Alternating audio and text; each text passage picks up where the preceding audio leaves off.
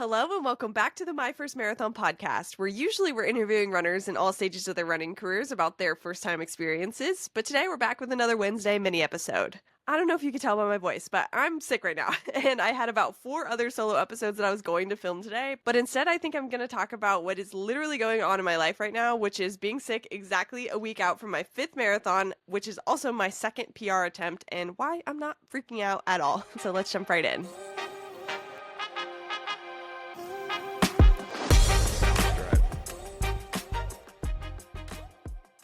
All right, welcome back.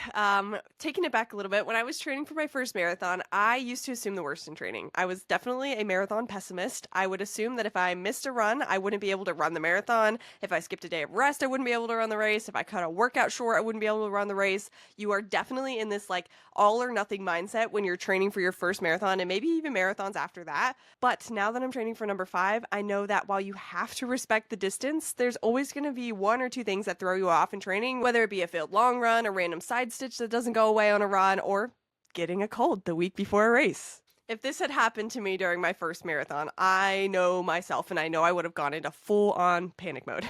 I probably would have been overdoing it with supplements and cold medicine and trying to go to bed early and possibly going to the doctor, which is something that I wouldn't normally do for like a common cold. I probably would have been calling my friends and family, freaking out about it, like wondering if I should just defer the race ahead of time, get ahead of it. I would have been wondering if I could run the race that I had worked so hard for. Now that I'm about to run number 5, my mindset has completely shifted. I've learned to give in to the ebbs and flows of training, and after having a few unconventional, you could say, training blocks, I've also realized that there is no conventional way to train for a marathon. I mean, the tagline of this podcast is anyone can run a marathon, right? And there's definitely recommended ways, there's better ways to run a marathon, and I know for sure that the long runs really matter the most out of anything in training, and those are the runs that are the ones that should be respected when we say respect the distance to be properly trained for the race.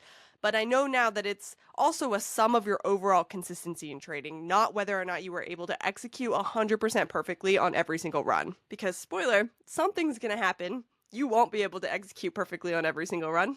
And that's okay. I've referenced in some of the guest episodes this really impactful graphic that's been shared by a couple of different running pages where it shows a picture of all of the runs you have scheduled in training versus the amount of runs that you were actually able to execute on and run. The point of the graphic is that even though there were a few missed or modified runs in the second picture, you can barely tell the difference between the two. If anything, you're probably wasting unnecessary energy by panicking and by overcompensating, and you need that energy to continue to sustain you through training. So number 1 is don't panic. What you should do when something like a random cold a week out from your race it happens to you is sit down and evaluate. A few questions that I like to ask myself and that I would ask yourself are, number 1, is running this race through this, whatever it is, going to affect my long-term relationship with running?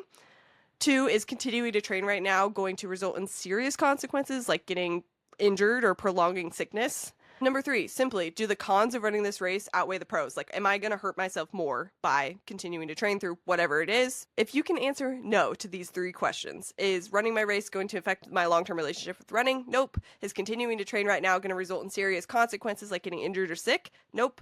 Did the cons of running this race outweigh the pros? No. If you can answer no to all 3 of those questions, I want you to take a deep breath and come up with an action plan for what you need to do next.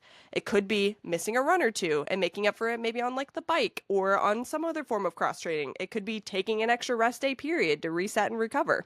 For me, I started to feel like I was getting sick last Wednesday. When I'm filming this, it's a Saturday, and I took a work from home day on Friday and took today, Saturday, to stay home and get lots of fluid and rest instead of going out and doing a whole bunch of stuff. Tomorrow I'm supposed to run my final long run before I run Richmond, and I still plan to wake up and see what happens, but it's going to be a do your best kind of run. I'm not going to let it rock my confidence because I know I can do this race regardless of if I don't run this run tomorrow in its entirety.